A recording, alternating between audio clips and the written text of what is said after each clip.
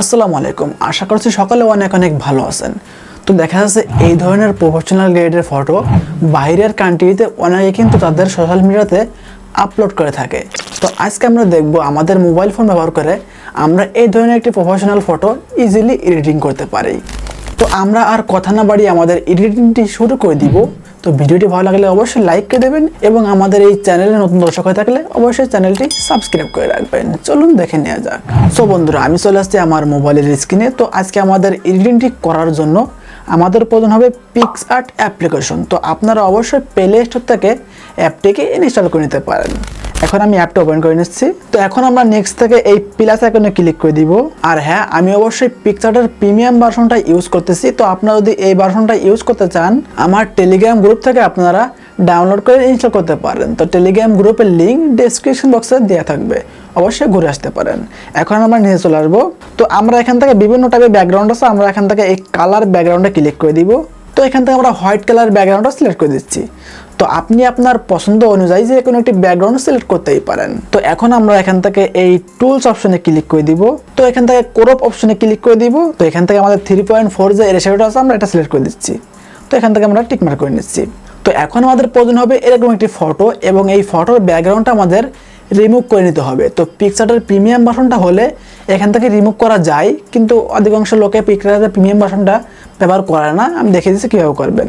আমরা চলে আসবো গুগলের মধ্যে। এখানে আমরা সার্চ করে দেব remove.bg।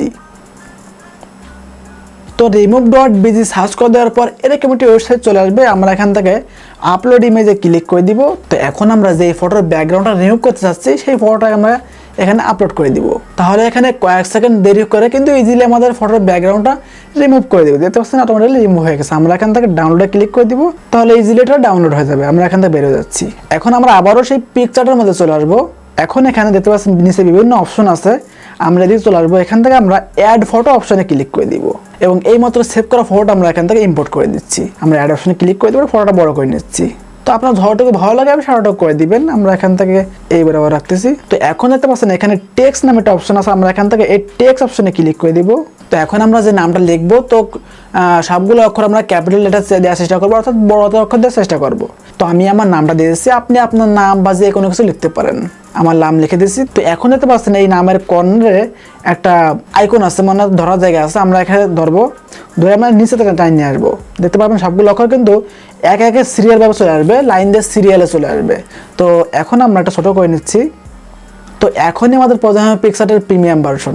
আপনি যদি রেগুলার ভার্সন ইউজ করেন তাহলে কিন্তু এই ফিচারটা পাবেন না। তো অবশ্যই আমাদের টেলিগ্রাম গ্রুপ থেকে ইনস্টল করে ব্যবহার করতে পারেন, কোনো সমস্যা নাই। এখন দেখতে পাচ্ছেন এখানে বিভিন্ন প্রকার ফন্ট আছে। তো আপনার যে এই ফন্টটা ভালো লাগে সেই ফন্টটা দিয়ে দিবেন। তো একেবারে শুরুতে যে ফন্টটা আছে, তো এই ফন্টটা আমি দেখেছি, খুব ভালো লাগতেছে। তো এখন দেখতে পাচ্ছেন এখানে স্টক নামে একটা অপশন আছে, আমরা এখান থেকে এই স্টকে ক্লিক করে দিব। তো আমরা এখান থেকে কিছুটা স্টক বাড়িয়ে দিচ্ছি। তো স্টক ফুল বাড়িয়ে দিয়েছি, 100% করে দিয়েছি। তো এখন দেখতে পাচ্ছেন এর পাশে স্পেসিং নামে একটি অপশন আছে, আমরা এখানে ক্লিক করে দিচ্ছি। তো এখানে আমরা স্পেসটা কমিয়ে দিচ্ছি। তো এটা এই জায়গায় নিয়ে আসি, দেখতে সুবিধা হবে। একটু বড় করে নিচ্ছি। তো এখন এখানে বসিয়ে নিচ্ছি, আমরা বসিয়ে নিয়ে পরে দেখছি কতটুকু লাগে আমাদের। তো আমাদের এই বরাবর ঠিক আছে। তো এখন আমরা এখান থেকে যে কোনো জায়গায় ক্লিক করে দিব। আগে থেকে কিন্তু টিক মার্ক করা যাবে না, আপনি মনের ভুলেও টিক মার্ক করে দিবেন না, তাহলে কিন্তু সমস্যা হয়ে যাবে। টিক মার্ক আমরা একেবারে শেষ পর্যন্ত গিয়ে করব। তো এখন আমাদের এই যে ফটোটা, আমরা এই ফটোর উপরে ক্লিক করব। তো উপর থেকে আমরা এই ইরেজ অপশনে ক্লিক করে দিব। তো এখান থেকে আমরা ইরেজ অপশনে ক্লিক করে দিব। তো আমরা হার্ডনেসকে একেবারে বাড়িয়ে দিচ্ছি। তো এখন আমরা ফটোটা বড় করে নিব।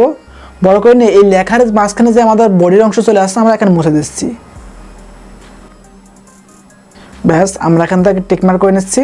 তো একবার টিকমার্ক করবেন, দুইবার করবেন না, একবার টিকমার্ক করবেন। তো এখন আমাদের এই যে ফটোটা আমরা ব্যাকগ্রাউন্ড রিমুভ করলাম, তো এই ফটোর অরিজিনালটা আমাদের প্রয়োজন হবে। এখন আমরা এখান থেকে আবারও এই অ্যাড ফটো অপশনে ক্লিক করে দিব। তো এখন আমরা অরিজিনাল ফটোটা সিলেক্ট করে দিচ্ছি। তো আমি একজন ফটোটা দেখি কোথায় আছে। তো আমি অরিজিনাল ফটোটা সিলেক্ট করে দিচ্ছি, এখান থেকে অ্যাড অপশনে ক্লিক করে দিব। তো আমাদের অরিজিনাল ফটোটা ইম্পোর্ট হয়ে গেছে, এখন বড় করে নিচ্ছি। তো এখন আমাদের এই যে ফটোটা আমরা সিলেক্ট বসাইছিলাম সেই ফটোর সরাসরি বসিয়ে দেবো। দেখতে পাচ্ছেন এখানে বিভিন্ন দাগ চলে আসতেছে। তো এটা হচ্ছে আমাদের, আমরা একটু অবস্থাটা কমিয়ে দিচ্ছি। এখন আমরা বসিয়ে নিচ্ছি ঠিক বরাবর। দেখতে পাচ্ছেন এখন কিন্তু খাপে কাপ লেগে গেছে এবং দেখতে পাচ্ছেন বিভিন্ন দাগ উঠছে। এখানে বোঝা যাচ্ছে যে আমাদের এটা ঠিকঠাক আছে, মানে এটা খুবই সহজ। আপনি যদি একবার চেষ্টা করেন, দেখা যাচ্ছে এটা আমাদের ঠিকঠাকই আছে। তো এখন অবশ্যই বাড়িয়ে দিচ্ছি। তো এখন আমরা এই ফটোর উপরে ক্লিক করব। দেখতে পাচ্ছেন নিচে অনেকগুলো অপশন আছে, আমরা এখান থেকে ব্লেন্ড অপশনে চলে আসবো। তো এখান থেকে বিভিন্ন অপশন আছে, আমরা এখান থেকে লাইট অপশনটা সিলেক্ট করে দিব।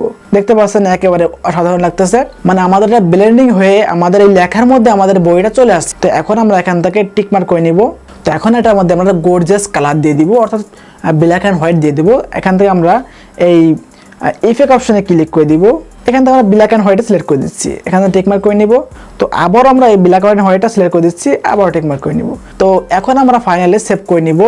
তো এই জন্য আমরা এখান থেকে সেভ এখানে ক্লিক করে দেবো, ইজিলি আমাদের গ্যালারিতে সেভ হয়ে যাবে।